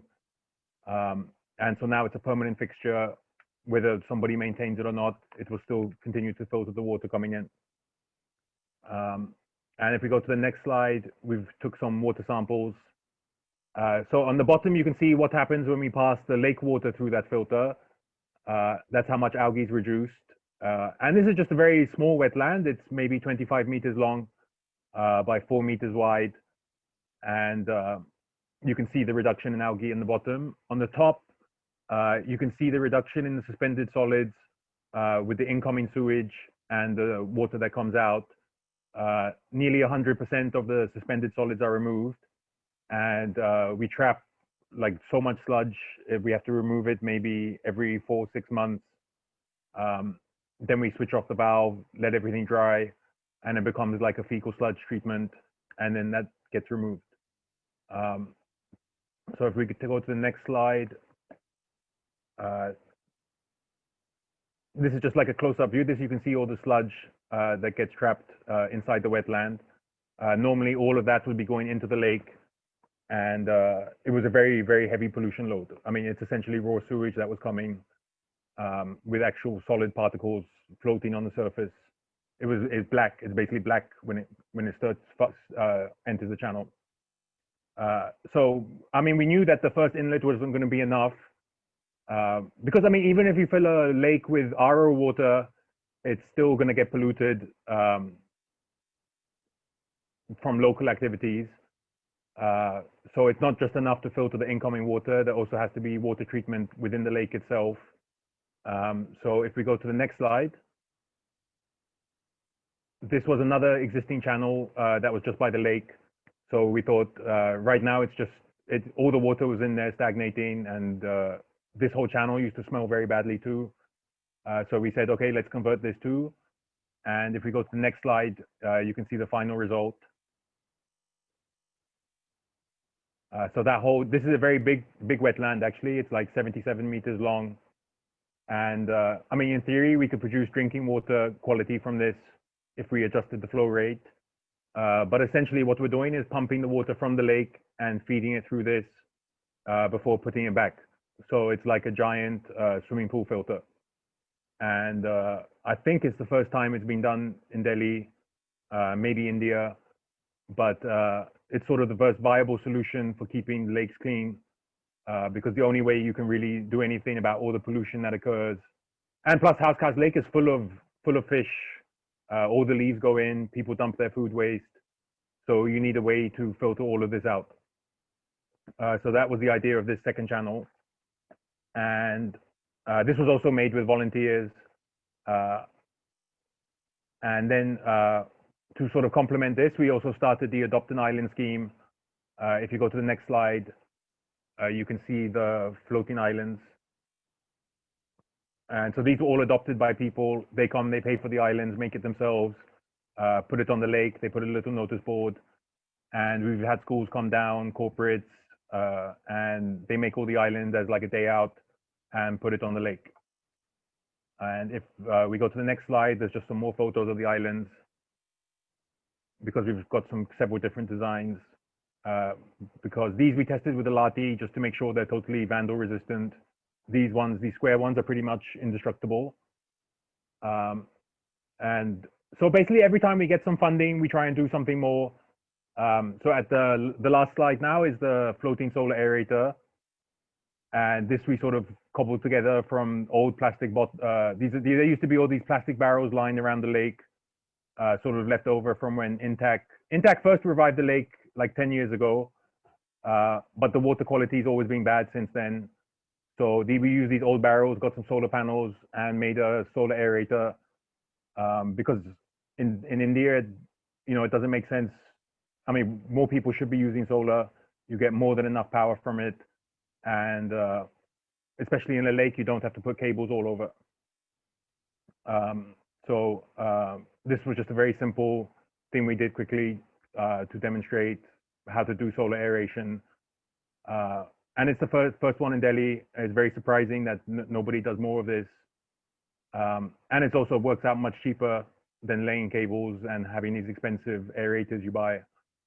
So this actually pumps oxygen into the depths rather than doing the surface aeration. And all the power is free once you've installed it. But I mean, bamboo's a little tricky to maintain, but because we're maintaining everything we build, we didn't have any issues with it. But in theory, the bamboo will have less maintenance than if it made it from metal or something. But we might have to replace some of the structure, you know, in 3-4 years. So yeah, we're still working on House Lake, still raising funding, and we basically expand and scale up as we raise the funding to try and do more and more, trying to get rid of the green color. And we're just about to start operation of that second wetland to start filtering all the lake water. So yeah, that's what we're doing. Thanks for having us. And if there's any questions, I'll be happy to answer. Thank you, Tarun. That was excellent.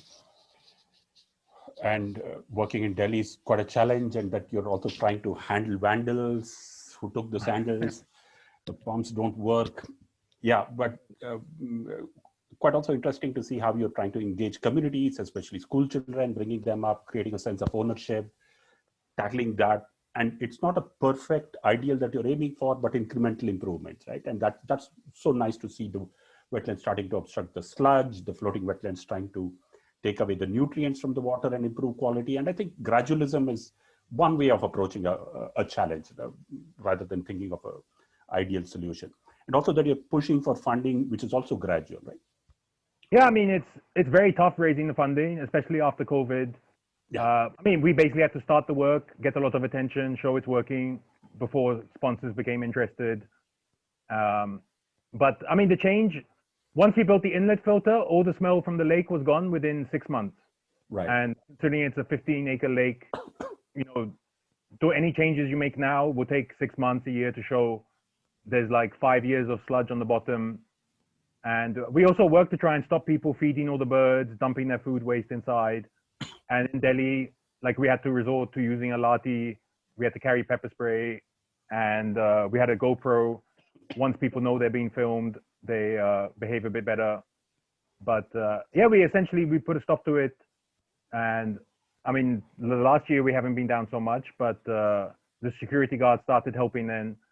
And I think now people are dumping less and less waste. And you can gradually see an improvement in the water quality. Yeah. And we're monitoring it in sort of 4 different locations inside the lake, which is sort of more thorough than what the authorities do in this location, other locations. And even within those 4 locations, you can see a big variation in water quality. So, and you got to measure it every month. You can't just say the water quality in this lake is so much. It's something that you have to show a trend and that kind of thing. Thanks for that. Thanks for that. So we'll now go to the broader question and answer. One thing for the panelists is that if you want to answer some questions on the Q&A box, you want to type it in, you're welcome to do that. It's pretty much there. So quite a few questions have come. So let me pick one of them, and then I'll just sort of request the panelists to answer it one by one, right? From the sequence in which you started and did the presentations. And this is a sort of a broader philosophical question also. So and this is from Shilpa Dhake. She asks this: do we ignore or undermine the materialities of water itself? Different phases of hydrological cycle from evaporation to percolation while incorporating water ecologies in urban planning. Let me repeat that question. It's a complex question. Do we ignore or undermine the materialities of water itself while incorporating water ecologies in urban planning? Dr. Prajakta, you want to take a shot at that? And Tarun will give you time to think about this because you'll come last. Okay. Yeah. No, I don't think we ignore the materiality of water when we are thinking about the ecological principles or the hydrological aspects, because finally we consume water and we work on these issues only if the water is available in a materialistic form to us. So that aspect is not that aspect is not at all ignored because the purpose of working on these aspects is for the material availability of this resource to us. Right. So, but then does it tend to be anthropocentric, or is it more universal in terms of design? It is more universal. Presently it is not, but finally our efforts are to make it universal and equitable to all the living beings over here on the earth actually. Right. Yeah, thanks for that. Neha, would you want to take a shot at it? And what is the overall goal that you think you have in mind for the Vishwamitra Reverse Revival itself, the stretch which is in Vadodara? Yeah, I'll try and take a shot at this. Like how Prajakta ma'am said, that water in its material form, we look at it for drinking purposes, for cleaning purposes and other purposes. But we seldom, tend to ignore the processes that lead to the formation of that, the end product or result of that materialistic water that we see, whether it is in lakes, rivers, or simply in our tap. So, there's a lot of natural processes. That happen. A lot of exchange of material and energy that take place to give you the material, the portable material with the pH 7 that we aim for, and that has a lot to do with the like I said in my presentation, a lot of abiotic and biotic factors. So right from the producers to the decomposers, if we don't understand that connection, it will be very difficult for us to respect and appreciate the materialities of water. So in planning, when we are when we look at just water as a water body and then we try to fortify it, it's a problem, because when we have water, we have a lot of water and we keep saying, remove the water, we need to find a quick way to remove the water, and then 3 months down the line we actually don't have enough water in its material form for us to use and consume. So the ideal way is to, I would say, invest the water in banks, like how you invest extra money in in the form of FDs or something. We need to try to find ways to invest that water and to save it for a crisis period. Yeah. Thanks for that. Quite comprehensive, Neha. Good on that. Shubha, you want to take a shot at this?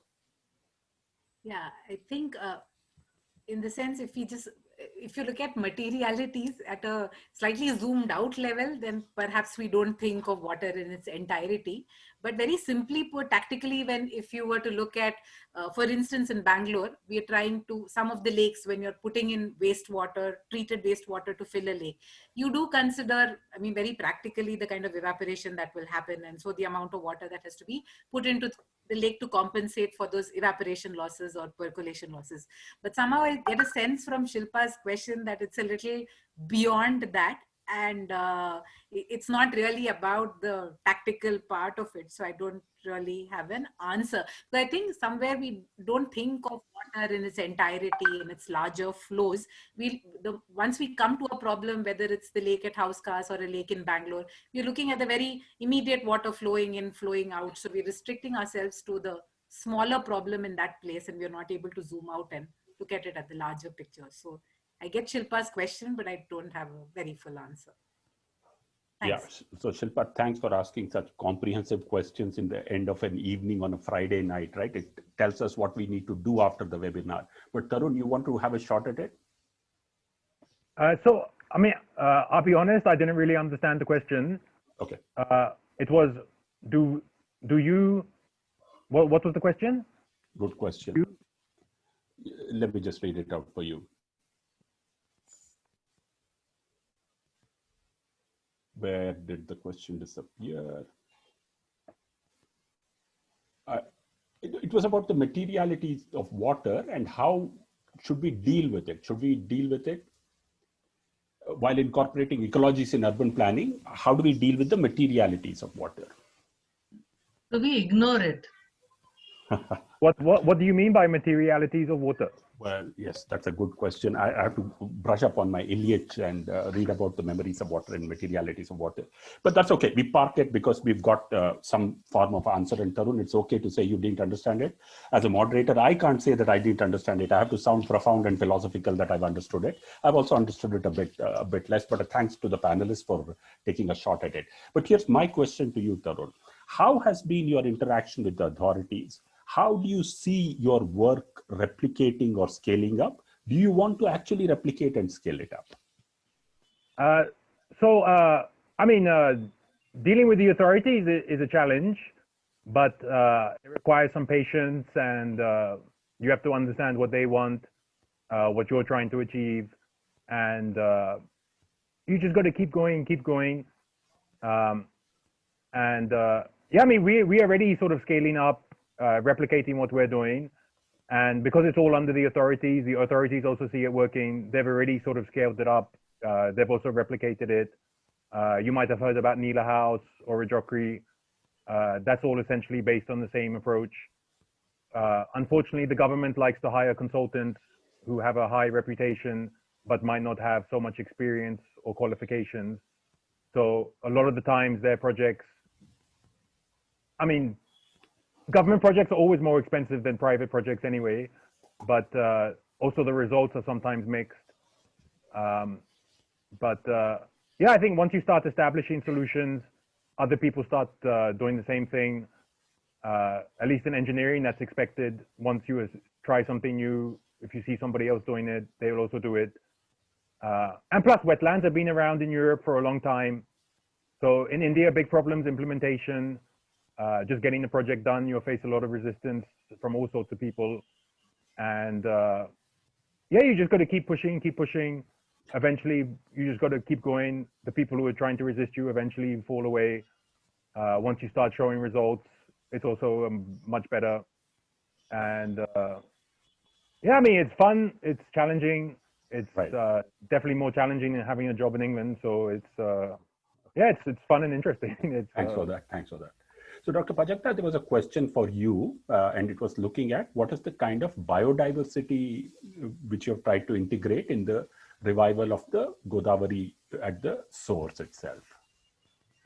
Actually, we have still not worked on reviving the biodiversity of River Godavari. I would look at it from two perspectives, biodiversity which exists on the banks immediately along the waterfront per se, and within the region.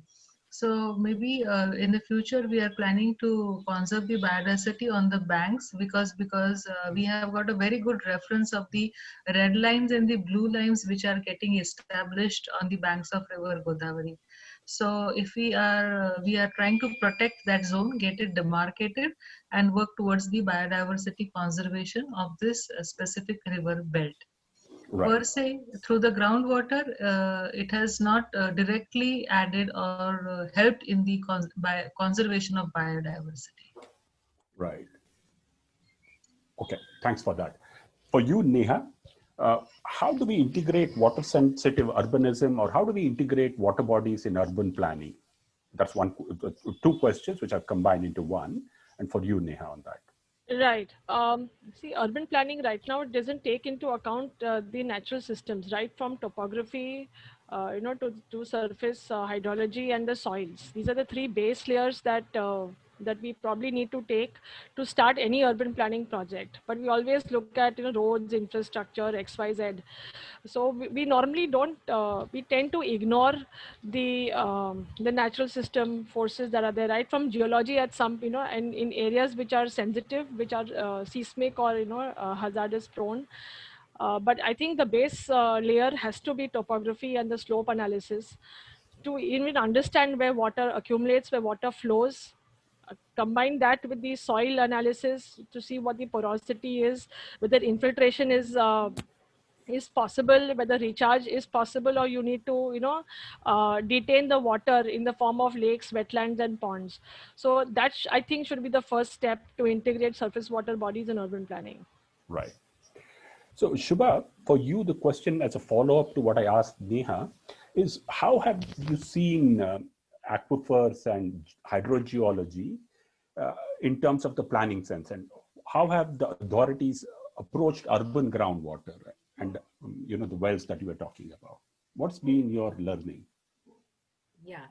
So if you look at the authorities' point of view, one is with respect to the policy that exists in the city for rainwater harvesting. So you're prescribed to dig recharge wells that are at least 20 feet into the ground. So there is some understanding of the geology, and there's knowledge that the water percolates better at that levels, and that's where the shallow aquifer is. In addition to that, there are also the other understanding of the deeper aquifer, I would think, is by which is not being implemented very well, but you're supposed to register your bore wells. There isn't, you tell the depth at which you've dug the bore well, the depth at which you found water. So there is a need for the administration to understand how the geology is of a particular place. Yeah. Did that answer the question? Unmute. You're in mute. Unmute, Vishwanath. Yeah. Sorry about that. No, so one of the things has been that, as Neha mentions it, perhaps the base layer that a city and its urban planning should address should start from the aquifers and should start from geology. Then you build in the surface topology and then the soils, and then you work a bit on it. So there's a lot of work needed in urban planning as things go along, right, Shubha? That's the way we'll have to start. So many times when we start some of our larger projects, the first thing that's advised is a hydrogeological study itself, so that you know where the recharge zones are, where the discharge zones are. How do you want to plan the township such that you're making sure that recharge happens where it can? So it's certainly important to understand and make that the first step as you plan further for your, in this case, townships or cities. Right. So Tarun, there's a lot of questions on wetlands. I'll come to you in the end because there are very specific ones on how sludge has to be managed and how wetlands have to be managed. Won't there be an overgrowth and all that? I'll come to that. If it's possible for you to look at the Q&A, there are quite a few of them very specific to you. You could perhaps try and answer that. But I'll come to a broader general question now for the entire panel. Yeah, for the entire panel. What are the simple ways to convince authorities and engineers from concretizing water channels? What lessons can we learn from Nashik and use across other cities? And added to that, what is the role of an urban planner or designer in converting nalas to nadis? I think very topical question, so we can begin with you, Dr. Prajakta. Yes, sir. With respect to the authorities and convincing them about this natural resource, we experienced that showing them on the site and giving them a first-hand experience was one of the methods to convince them that this is there and this exists. Secondly, we need to build up a conviction amongst our own selves, because it is often said that groundwater is not available in black basalt. But then if you do a good scientific study and a research over a period of time, we have found that after 2016 also the water still flows in the Deccan basalt over here in this region. So the first, I would say convincing the authorities is the second part, but developing our own conviction about this resource in this kind of a strata was the first limitation that I found, which we had to overcome, and we had to talk about it and tell about it to so many agencies and so many people around. And then a sense of realization to some extent was there. Right. So with respect to convincing the authorities, groundwater reality check or an information is something that makes them believe, I suppose, to get our things done. Yeah. So Neha, for you as a follow-up of that, you can try and answer that. And how do you make our nalas into nadis is the question that is there. One is to identify them, and try and put it on the cadastral maps that this is a waterway and it is not a drain. So I'd like to differentiate between what a nala is and what a waterway is. A waterway is a nala is a drain to remove waste or to remove water immediately from the surface. But a waterway is something that will eventually help in collecting the water, transporting that water along with the nutrients and sediments to the higher order stream, and help in infiltration and percolation. So that is one way of how you do that. Second is, I think, community partnership with property owners or landowners who own property adjacent to the waterways, and convince them to contribute towards it, and not making it as a back end but a front end towards their properties. And that would give them to create a win-win kind of a situation for all. About the authorities, well, we've been struggling in Baroda, so even I was very curious and intrigued as to how Nasik has managed to do that. But I think dialogue and conversation is very important, and dialogue, there needs to be an open dialogue between both. There normally tends to happen a we versus them attitude, but the attitude needs to come that it's all we are together, and there is not one way or the other, and we need to work together. Right. So I think dialogue and conversation is very important. Correct. Can I add my experience, a small bit of it? Sure, please. Since Neha has said that a dialogue needs to happen, and we often face a situation of we against them. Actually, our foundation, Namami Goda, actually is working on this premise of having a dialogue and not being as we against them. And this has helped us at least, to convey the thoughts that we have and the proposals those we have to them. Otherwise, it is found that they are not even open to listen to what we want to say. That was the first step, that having that access to talk to them and convincing and telling them what is the situation, and then getting it implemented. So this often helps. This suggestion is really good, and to our experience, 50% of the authorities we have found were cooperative, at least to take the proposals ahead, believe in them, take it to the corporator level or the MLA levels within the region to make them understand and get some policy decisions from them to get this executed. Yeah, thanks. Thanks. That was very interesting. Shubha, for you. Shubha, what role do you see for wastewater or used water in restoring urban ecologies and urban water ecologies especially? What role do you see for it in our cities and urban areas? Sure. So I can speak from what I've seen in Bangalore. Wastewater, it is mandatory right now in Bangalore for, let's say, an apartment or a layout that has more than 50 homes or 5,000 square meters to treat its water and reuse it. In certain cases where they are left with excess treated, and the treated wastewater is used for gardening or flushing, and there is always excess treated wastewater left over. So in certain cases, that treated wastewater is being let into lakes through a wetland, and the lake seems to do better for it than for the absence of it. This is also being taken up at large scale, where wastewater from the city is being pumped to drought-prone regions in the neighboring districts to fill up lakes and tanks in that particular region. So naturally, what used to happen is wastewater that flowed out from the city was used for agriculture, was used for farming, is used in various ways. Now there is a slightly more formal system where this treated wastewater is then being used to fill lakes.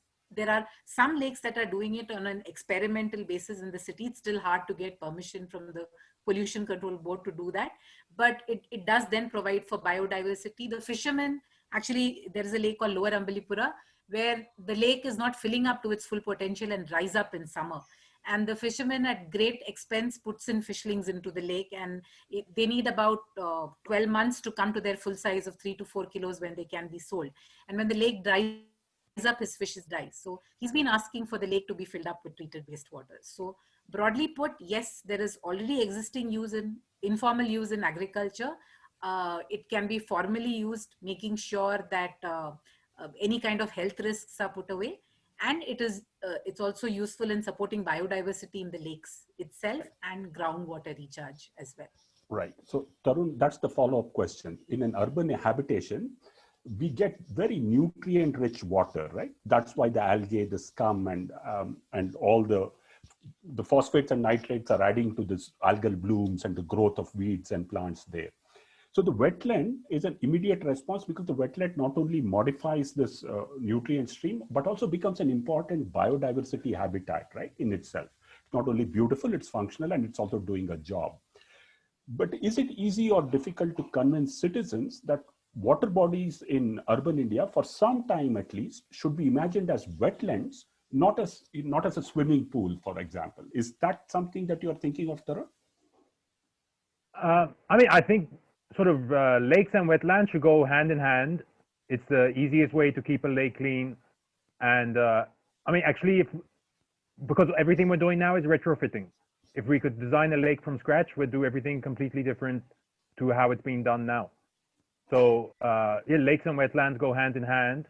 And there's no reason why lakes, even if fed by sewage, they could become swimming pools. They could certainly have boating. They could become actually nice places to be around. But there's always going to be algae. I mean, algae will come with even the slightest bit of phosphates. I know the new standards are very strict. They're saying you've got to get phosphorus down to less than 0.1 or something like this, which is, it's almost physically impossible. You've essentially got to keep a lake as clean as an aquarium then. And if you've got crores and crores to spend, it's okay. And the government spends that anyway and still doesn't produce a clean water body. But they've got to go much further than just filtering the inlet water. The whole structures of water bodies need to be changed, the whole way they design them. The government needs to start hiring experienced professional engineers rather than people with a degree from a high-standing university who might have no experience.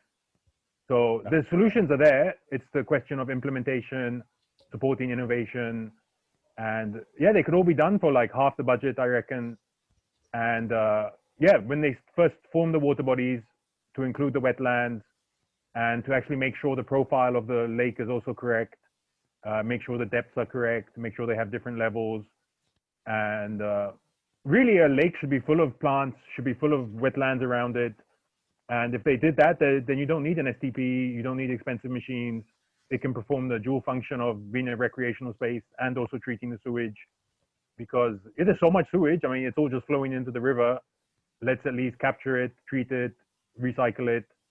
And essentially soon there'll be the only choice really, because you're going to run out of water. Delhi just keeps taking more and more water from the Himalayas. So it makes much more sense to recycle the wastewater. Great, thanks Tarun for that.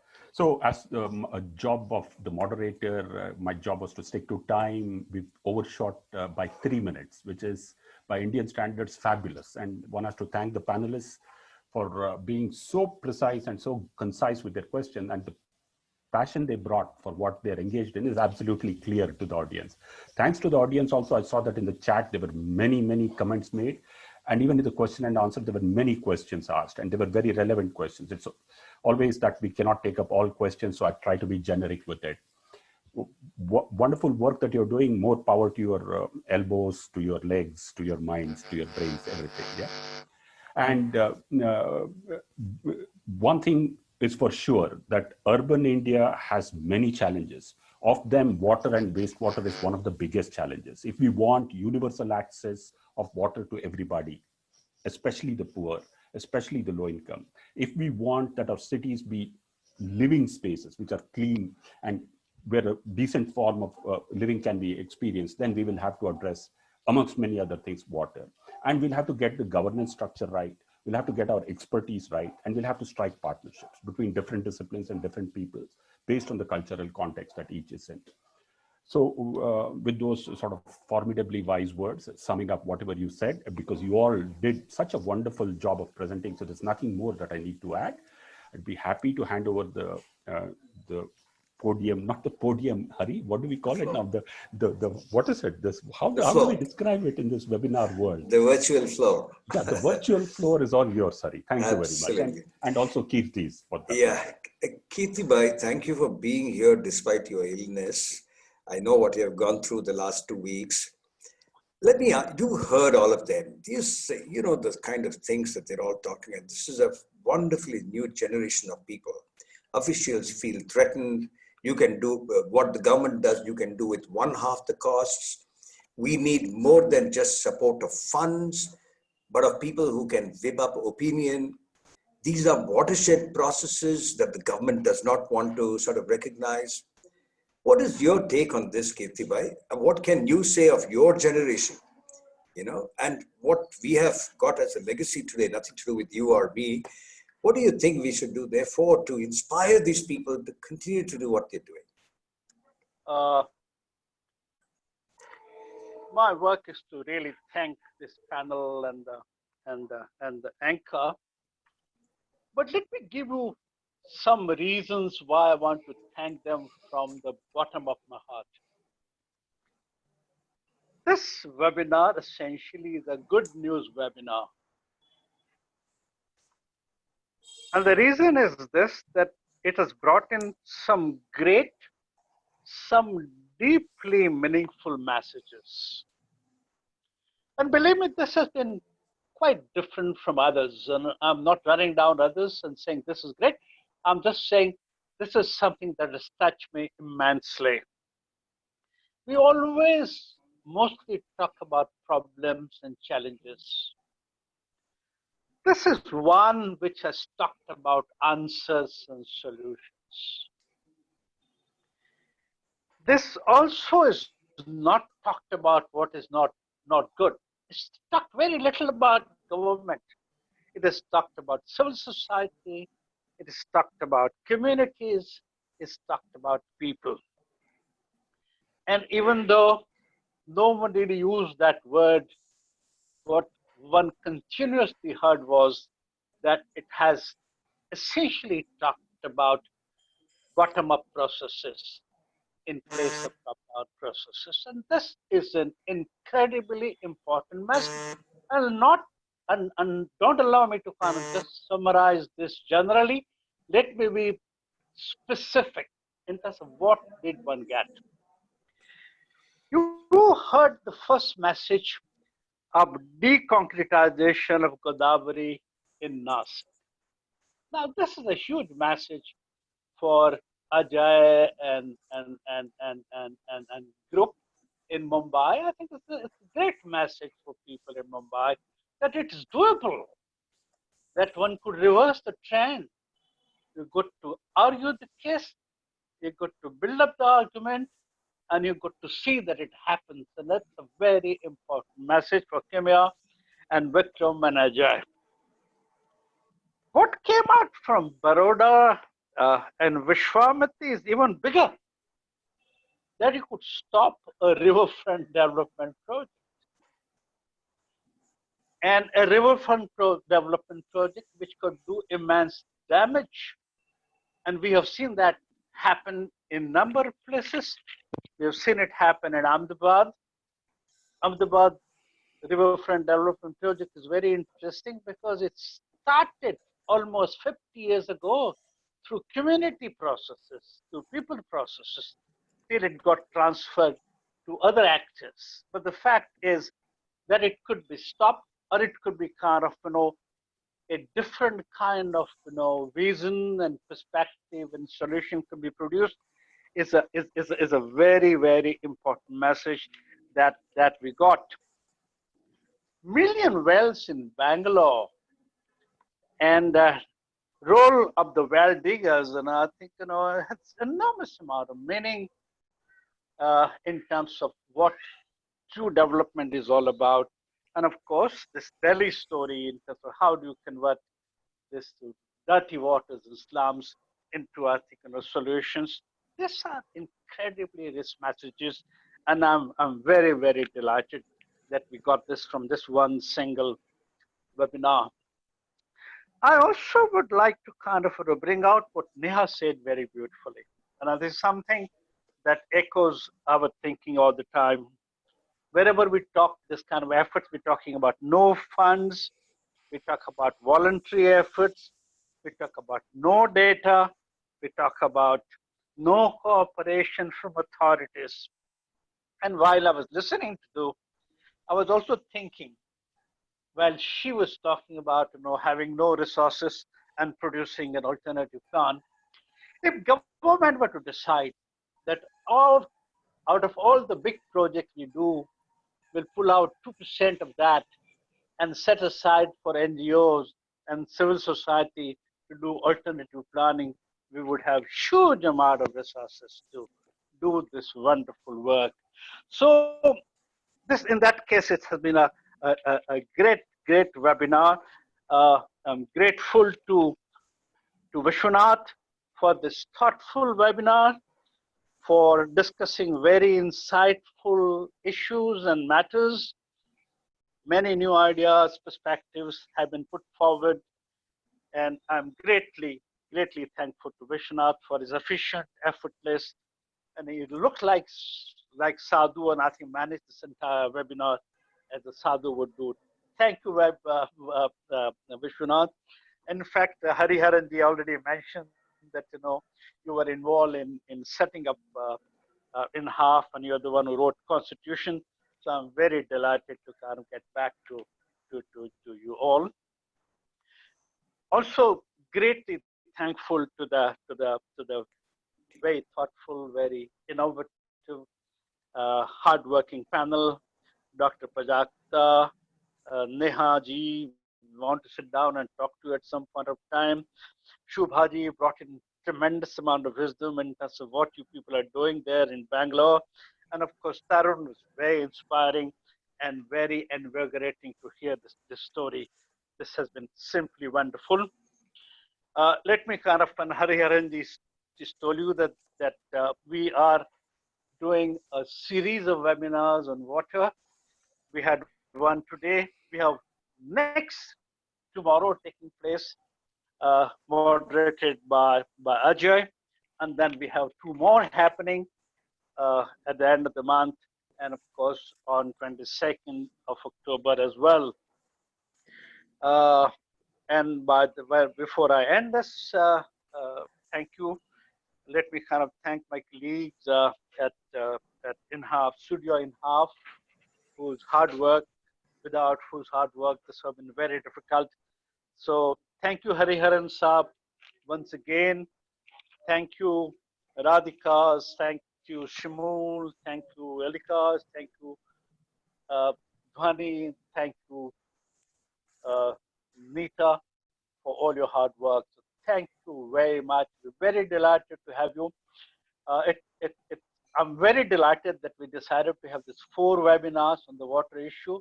There is so much to be talked, and there's so much to be listened. There's so much to be shared, and we look forward to having you here tomorrow for the next episode of the seminar. Thank you very much. Sure. Thank you all. Yeah.